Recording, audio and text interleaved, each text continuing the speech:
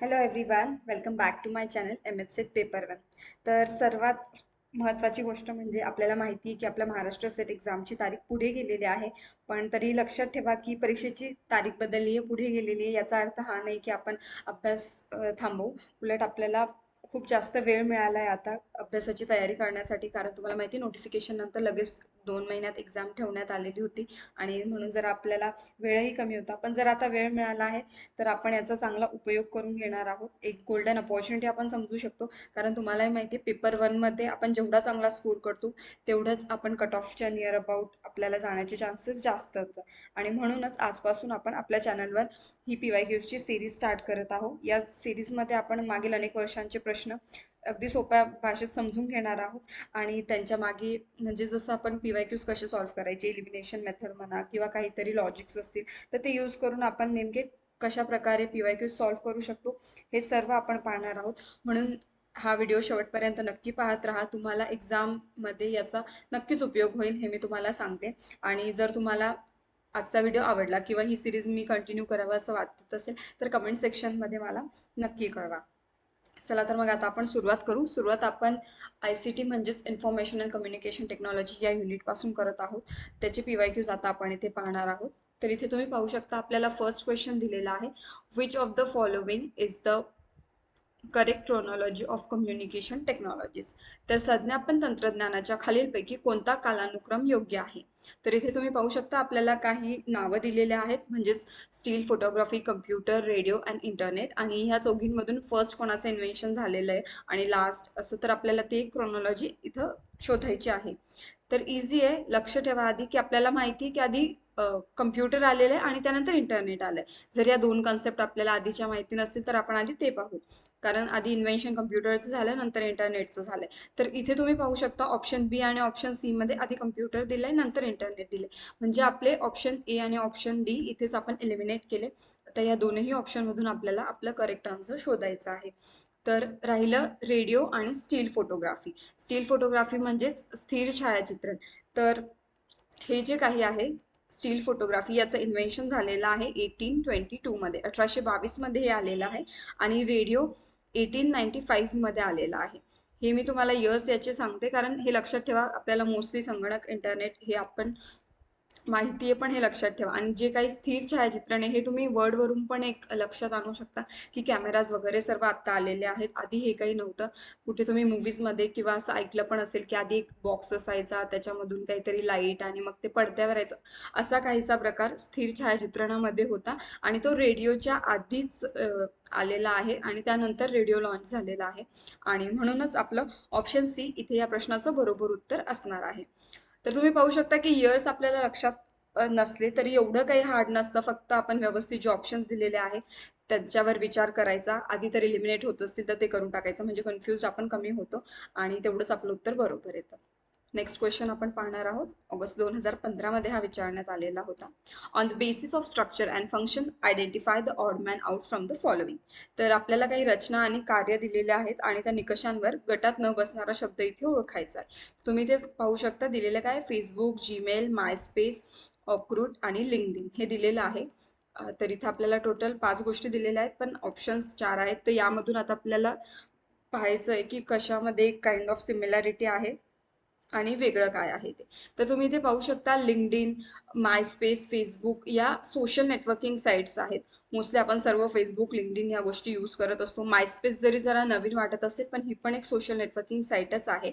आणि जीमेल जे आहे तर ते आपण मेल पाठवण्यासाठी वगैरे यूज करत असतो, ही सोशल नेटवर्किंग साईट नाही आहे. म्हणून हे तिघही सेम आहे आणि ऑडमॅन आउट इथे जीमेल आहे. म्हणून ऑप्शन बी हे या प्रश्नाचं इथे अगदी बरोबर उत्तर असणार आहे. तर इथेही आपण पाहिलं की आपण कशा प्रकारे एक ऑप्शन्स एलिमिनेट केले आणि बरोबर उत्तर आपल्याला मिळालं. नेक्स्ट क्वेश्चन आहे, in the context of internet what is the full form of URL.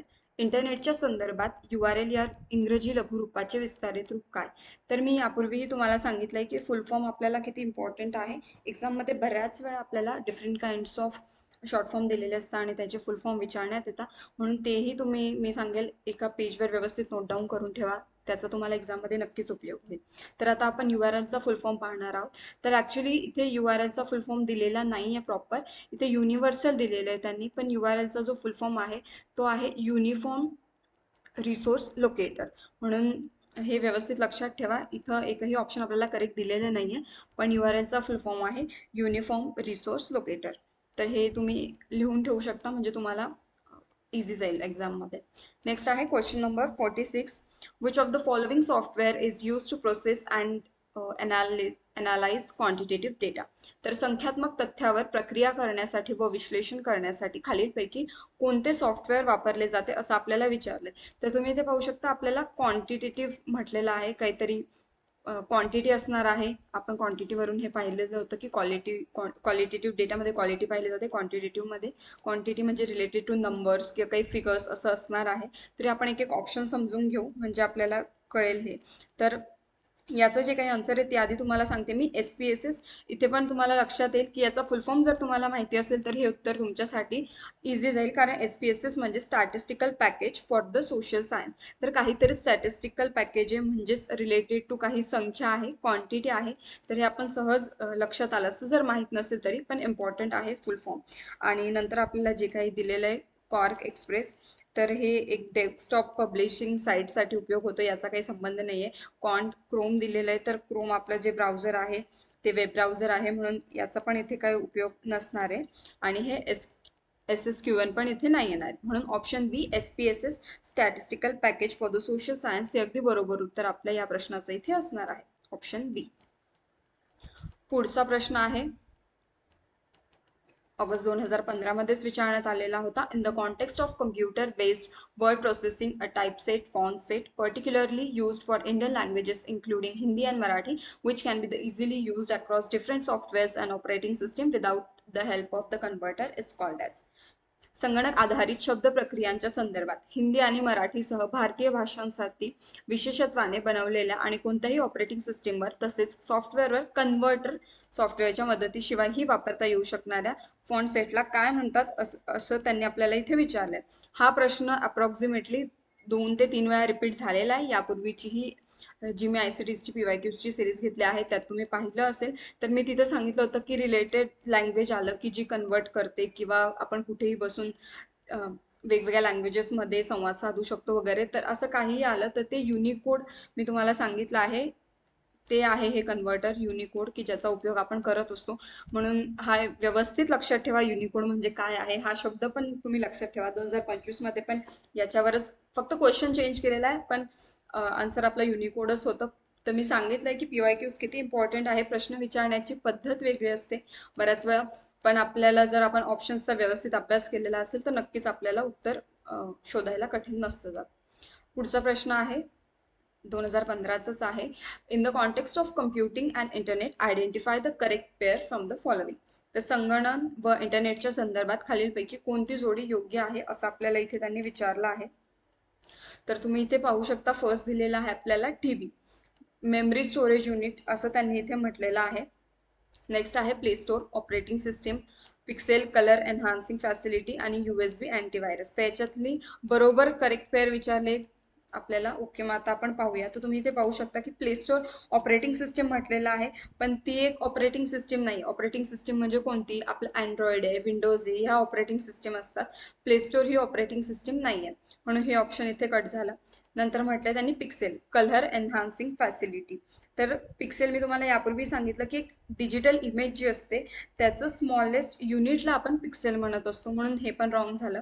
तर तुम्ही पाहू शकता हे जे पिक्सेल आहे याच्याशीच रिलेटेड 2025 का 2024 मध्ये पण प्रश्न विचारण्यात आलेला आहे. तर मी फक्त एक तुम्हाला रिमाइंड करून देते की how much PYQs are important for your exam. Then आहे USB, तर अँटीव्हायरस तर नाही. USB चा फुल फॉर्म आधी लक्षात घ्या, युनिव्हर्सल सिरियल बस, आणि हे टाईप ऑफ कनेक्शन आहे, अँटीव्हायरस वगैरे नाही आहे, म्हणून हे पण नाही येणार. आणि आता तुम्ही पहिलं पाहू शकता की TB म्हणजेच टेराबाईट असतं, आणि हे एक मेमरी स्टोरेज युनिट आहे. तर हे अगदी बरोबर उत्तर आपल्या इथे असणार आहे. तुम्ही MB ऐकलं असेल, मेगाबाईट, मोस्टली आपलं इंटरनेट वगैरे आपण यूज करतो, तर GB, MB, TB, तर ह्या सर्व आपल्या मेमरी स्टोरेजच्या युनिट्स आहेत, किंवा आपण आपल्या इंटरनेट वगैरे जेव्हा तुम्ही पाहता, तुमचं नेट वगैरे यूज करतात, तर हे वर्ड्स तुम्ही ऐकले असतील. तर लक्षात ठेवा, TB is equals to memory storage unit, हे या प्रश्नाचं अगदी बरोबर उत्तर इथे असणार आहे. नेक्स्ट क्वेश्चन आपण पाहणार आहोत. Identify the odd element from the following on the basis of its function. तर पुन्हा आपल्याला एकदा आयडेंटिफाय करायला सांगितलं आहे त्यांनी की मुख्य कार्य या निकषाच्या आधारे खालीलपैकी गटात न बसणारा शब्द शोधा असं त्यांनी सांगितलं आहे आपल्याला. तर दिलेलं आहे MS ऑफिस, विंडोज, लिनक्स आणि युनिक्स. तर याच्यामधून आता आपल्याला शोधायचं आहे. तर इथे जे काही मायक्रोसॉफ्ट ऑफिस आहे ते एक ॲप्लिकेशन सॉफ्टवेअर आहे. आपण सर्वांनी MS ऑफिस यूजही केलेलं असेल. आणि विंडोज आहे, लिनक्स आहे किंवा युनिक्स आहे, तर ह्या ऑपरेटिंग सिस्टीम आहेत. मी यापूर्वी तुम्हाला मागे सांगितलं की अँड्रॉइड, विंडोज, लिनक्स, युनिक्स या सर्व ऑपरेटिंग सिस्टीम आहेत आणि मायक्रोसॉफ्ट ऑफिस हे एक सॉफ्टवेअर ॲप्लिकेशन आहे. तर हे तिघे सिमिलर आहेत म्हणून गटात न बसणारा विचारलंय त्यांनी ऑडमॅन आउट म्हणून MS ऑफिस हे अगदी बरोबर उत्तर या प्रश्नाचं इथे असणार आहे. नेक्स्ट क्वेश्चन आहे what is the full form of PDF in the context of computer file system. तुम्ही पुन्हा पाहू शकता 2015 मध्ये पण एक फुल फॉर्म विचारला होता. अगेन 2016 मध्ये पण आपल्याला एक तरी फुल फॉर्म विचारण्यात आलेलाच आहे. आणि याचं बरोबर उत्तर असणार आहे PDFचं पोर्टेबल डॉक्युमेंट फॉर्मॅट. तर इथं तुम्ही पाहू शकता पोर्टेबल डॉक्युमेंट फाईल दिलेलं आहे. तर ॲक्च्युली हे इथं एकही ऑप्शन बरोबर नाहीये. ते आपलं असणार आहे फॉर्मॅट. हे पण व्यवस्थित नोट डाऊन करून ठेवा. PDF म्हणजे पोर्टेबल डॉक्युमेंट फॉर्मॅट हे त्याचं फुल फॉर्म आहे. नेक्स्ट क्वेश्चन आहे which of the following is a cloud computing based data storage facility. खालीलपैकी कोणती सेवा क्लाउड कम्प्युटिंग तंत्रज्ञानावर आधारित डेटा साठवणुकीची एक फॅसिलिटी आहे असं आपल्याला विचारलं आहे. तर इथे तुम्ही पाहू शकता की जे काही ऑप्शन दिलेले आहेत प्ले स्टोअर म्हणा, जीमेल म्हणा किंवा ड्रॉपबॉक्स, तर हे तिघही क्लाउड कम्प्युटिंग बेस्ड आपले डेटा स्टोरेजच्या फॅसिलिटीज आहेत. ॲक्च्युली तिघही ऑप्शन इथे बरोबर असणार आहेत. आणि जे काही क्लाउड स्टिक आहे तर ते एक फिजिकल स्टोरेज डिव्हाइस आहे, त्याचा इथे संबंध नाही. पण हे तिघही ऑप्शन इथे करेक्ट आहे. म्हणजे एक्झाममध्ये आपण A, B, C कोणतंही कोणी सिलेक्ट केलं असेल तर त्यांना फुल मार्क्स देण्यात आलेले असतील. तर लक्षात ठेवा cloud computing based data storage फॅसिलिटीमध्ये प्ले स्टोअर येतं, जीमेल स्टोरेज येतं, ड्रॉपबॉक्स येतं, या तिघही गोष्टी येत असतात. नेक्स्ट क्वेश्चन आहे जो मे 2016 मध्ये विचारण्यात आलेला होता. Which of the following is the correct statement in the context of web 2.0 facilities. Web 2.0 सुविधांच्या संदर्भात खालीलपैकी कोणते विधान खरे आहे हे आपल्याला इथे ओळखायचं आहे. तर ऑप्शन्स तुम्ही पाहू शकता दिलेलं काय communication on this facilities is mostly one way असं त्यांनी इथे म्हटलेलं आहे. आणि आपल्याला करेक्ट स्टेटमेंट विचारलं आहे ते शोधायचं आहे. तर त्यांनी काय म्हटलं की या सुविधांवरील संज्ञापन मुख्यत्वे एकतर्फी असते. तर नाही, आपण हे अभ्यासलं आहे की जे काही कॉन्टेंट असतं विकिपीडिया म्हणा किंवा जे आपण टाकत असतो तर ते 2 वे प्रोसेस असते. ज्यांना इन्फॉर्मेशन टाकायची असते किंवा काही माहिती द्यायची असते तर ती ते टाकत असतात आणि रीडर्स ती रीड करत असतात. म्हणून हे वन वे प्रोसेस नाही आहे, म्हणून हे ऑप्शन नसणार आहे. नेक्स्ट आहे content on this facilities is generated mostly bye users. या सुविधांवरील आशय मुख्यत्वे वापरकर्त्यांनीच तयार केलेला असतो. तर हे यापूर्वी मी तुम्हाला सांगितलं की मोस्टली युजर्स ते जनरेट करत असतात आणि जी काही इन्फॉर्मेशन देण्यासारखी असते ती तिथे टाकत असतात आणि ज्याला ती इन्फॉर्मेशनची गरज असते तो रीड करत असतो. तर मोस्टली जी काही इन्फॉर्मेशन असते ती युजर्स जनरेट करत असतात कॉन्टेंट, म्हणून ऑप्शन बी हे बरोबर इथे असणार आहे. तरी आपण ऑप्शन सी आणि ऑप्शन डी एकदा चेक करूया. This facilities are much more cheaper to establish. या सुविधा उभारणे हे फार कमी खर्चाचे काम असते. तर असं काही नाहीये. आणि this facilities are use more advance distribution technologies किंवा अधिक प्रगत वितरण तंत्रज्ञान वापरतात. तर हे पण या प्रश्नाला उद्देशून तेवढं करेक्ट आन्सर नाहीये, म्हणून ऑप्शन बी हे या प्रश्नाचं अगदी बरोबर उत्तर इथे असणार आहे.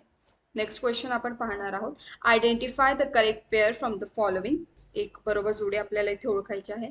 तर पाहू शकता तुम्ही दिलेले उबांतू, एक्सेल, AVI, HDD आणि हे बरोबर जोडे आपल्याला इथे ओळखायचे आहे. तर एक्सेल आपण सर्व ऐकूनच आहोत की एक स्प्रेडशीट प्रोग्राम आहे, वर्ड प्रोसेसिंग सॉफ्टवेअर हे नाहीये, म्हणून ही करेक्ट पेअर नाहीये. देन आहे AVI दिलेला आहे आपल्याला फाईल ट्रान्सफर प्रोटोकॉल असं त्यांनी म्हटलेलं आहे. पण ॲक्च्युली फाईल ट्रान्सफर प्रोटोकॉल हे FTPचा फुल फॉर्म आहे. AVIचा याच्याशी काही संबंध नाहीये. AVI म्हणजे एक ऑडिओ व्हिडिओ इंटरक्लेव्ह आहे. तर त्याचा हा फुल फॉर्म नाहीये, म्हणून हे ऑप्शन पण नाही येणार. आणि HDD हे आपल्याला माहिती आहे हार्ड डिस्क ड्राईव्ह असते, तर ती काही एक क्लाउड स्टोरेजिंग फॅसिलिटी असं नाहीये, म्हणून हे पण ऑप्शन नाही येणार. उबांतू लक्षात ठेवा, नवीन वर्ड ही असेल तुमच्यासाठी तरी उबांतू ही एक ऑपरेटिंग सिस्टीम आहे आणि म्हणून ऑप्शन ए हे या प्रश्नाचं अगदी बरोबर उत्तर इथे असणार आहे. नेक्स्ट क्वेश्चन आपण पाहणार आहोत जो 2017 मध्ये विचारण्यात आलेला होता. What is the full form of HTTP in the context of internet? इंटरनेटच्या संदर्भात HTTP या लघुरूपाचे विस्तारित रूप कोणते? तर हे मी तुम्हाला यापूर्वीही सांगितलं होतं की HTTP याचा जो फुल फॉर्म आहे तो आहे हायपरटेक्स्ट ट्रान्सफर प्रोटोकॉल. आणि जर HTTPS पुढे जर S लागला तर हायपरटेक्स्ट ट्रान्सफर प्रोटोकॉल सिक्युअर. जर तुम्ही एक सिक्युअर कनेक्शन यूज करत असाल तर आपल्याला तिथे HTTPS असं येत असतं. रिलेटेड टू सिक्युअरिझम आहे हे. 2025 और 24 मध्ये पण याच्याशी रिलेटेड क्वेश्चन आलेला आहे, म्हणून जस्ट एक रिमाइंड करून देते तुम्हाला. हा फुल फॉर्म व्यवस्थित लक्षात ठेवा, नोट डाऊन करून ठेवा. HTTP hypertext transfer protocol. पुढचा प्रश्न आहे जो एप्रिल 2017 मध्ये विचारण्यात आलेला होता. Identify the incorrect pair from the following. तर खालील जोड्यांपैकी एक चुकीची जोडी आपल्याला ओळखायची आहे.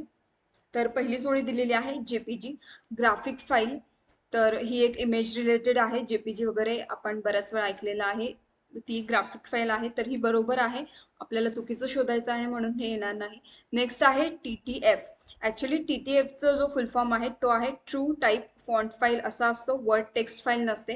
जर तुम्हाला TTFचा फुल फॉर्मही माहीत नसेल तरी वर्ड टेक्स्ट म्हणून लक्षात येईल की वर्डचा इथं काही संबंध नाहीये, म्हणून हे इनकरेक्ट आहे आणि म्हणून बरोबर उत्तर आपलं असणार आहे. नंतर आहे .wav म्हणजे ऑडिओ फाईल आहे आणि .exe म्हणजे एक्झिक्युटेबल फाईल आहे. हे तिघही बरोबर आहे, म्हणून ऑप्शन बी हे या प्रश्नाचं अगदी बरोबर उत्तर इथे असणार आहे.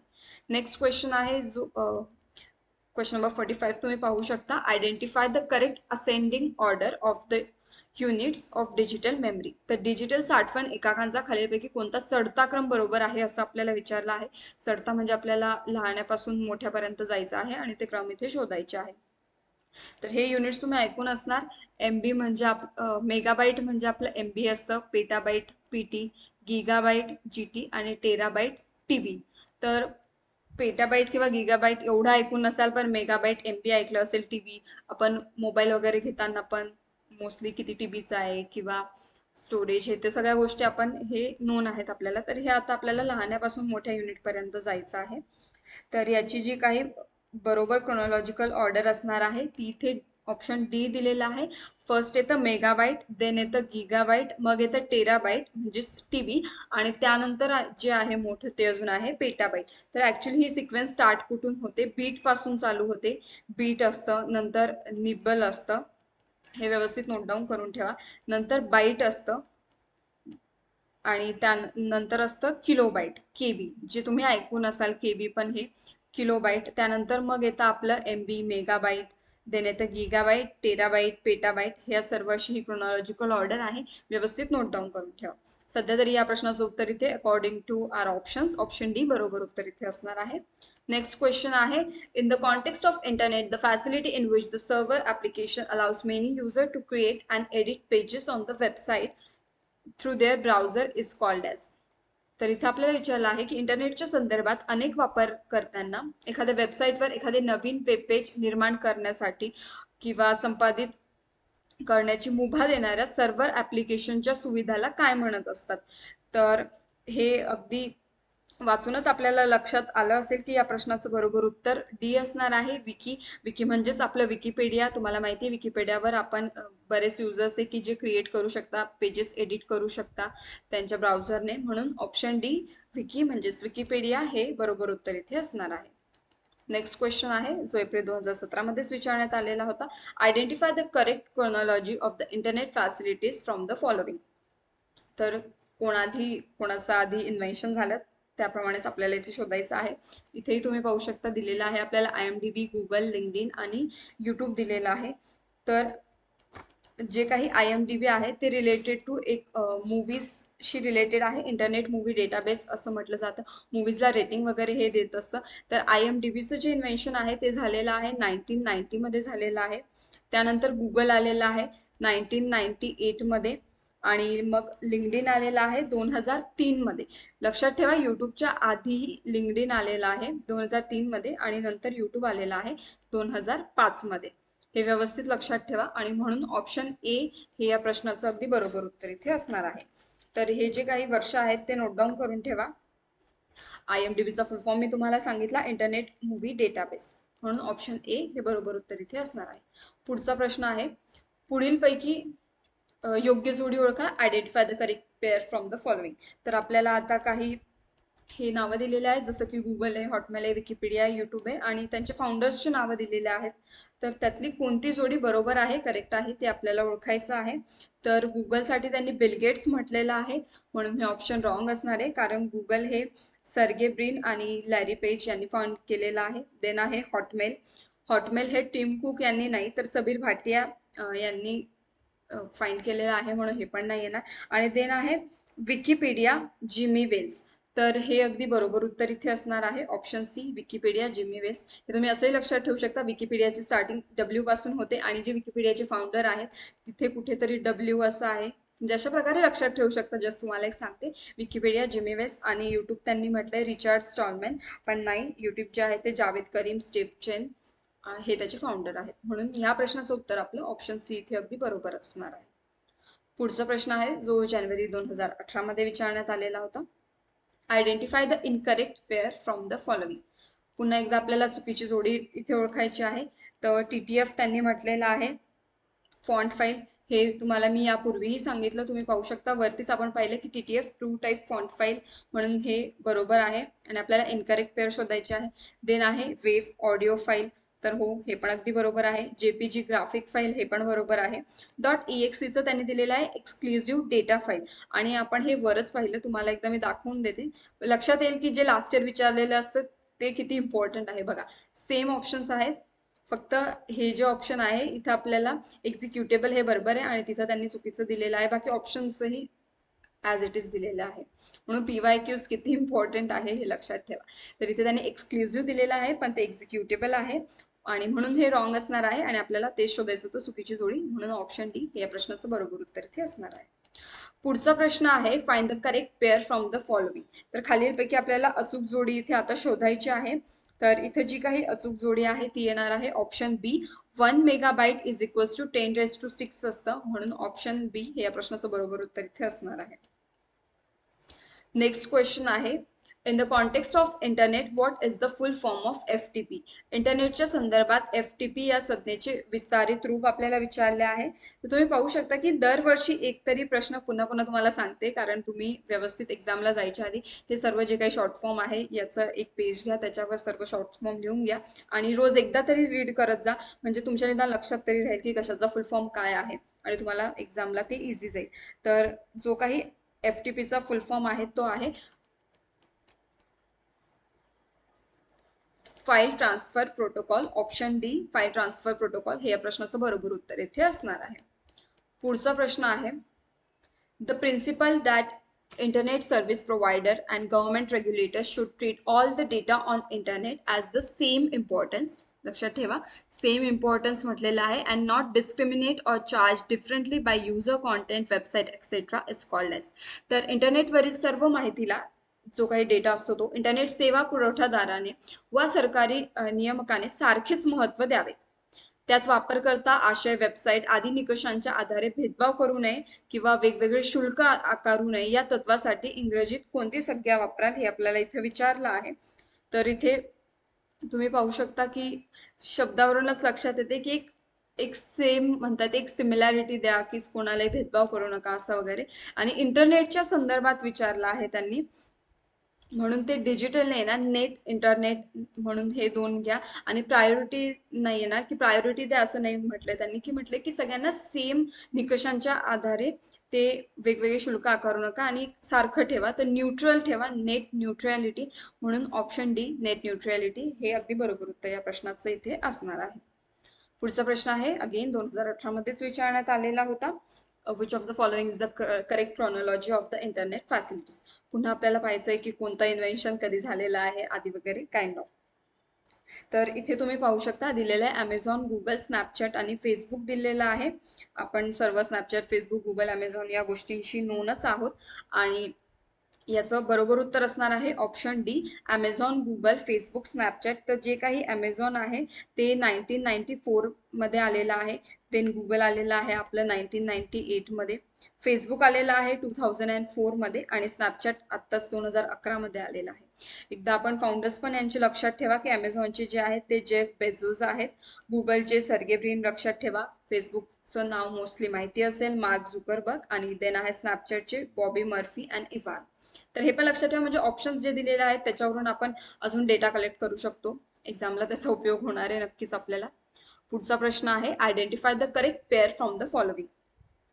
तर बघा मी तुम्हाला आत्ताच वरच सांगितलं की फाउंडर्स कोण आहेत आणि त्याच्याच रिलेटेड लगेच आपल्याला खाली क्वेश्चन दिलेला आहे. अमेझॉनचं मी आत्ताच सांगितलं जेफ बेझोस हे आहेत आणि ते सबीर भाटिया दिलेलं आहे. हे ऍक्च्युली हॉटमेलचे आहेत सबीर भाटिया, आणि आपल्याला करेक्ट पेअर शोधायचे आहे, इनकरेक्ट आहे. नेक्स्ट आहे गुगल. तर गुगलचे येस सर्गे ब्रिन आहेत म्हणून हे अगदी बरोबर उत्तर इथे असणार आहे. आपल्याला नंतर त्यांनी दिलेले ट्विटरचे जुलियन ॲसेंज हे नाही आहेत फाउंडर. युट्यूबचे पण जिमी वेल्स नाहीये. मी तुम्हाला सांगितलं होतं की विकिपीडियाचं लक्षात ठेवा डब्ल्यू आणि त्याचे फाउंडर कोणीतरी डब्ल्यू असं वेल्स, म्हणून हे पण इथे येणार नाहीये. म्हणून ऑप्शन बी गुगल सर्गे ब्रिन हे अगदी बरोबर उत्तर इथे असणार आहे. पुढचा प्रश्न आपण पाहणार आहोत आता. जून 2019 मध्ये विचारण्यात आलेला होता. अगेन पाहू शकता फुल फॉर्म विचारला आहे आपल्याला. Which of the following is the correct full form of IPTV. IPTV या शब्दाचा योग्य अध्यक्षर विस्तार पुढील पैकी कोणता. तर आयपीटीव्ही याचा जो फुल फॉर्म आहे तो आहे इंटरनेट प्रोटोकॉल टेलिव्हिजन. बरोबर लक्षात ठेवा, नोट डाऊन करून ठेवा. IPTV means internet protocol television.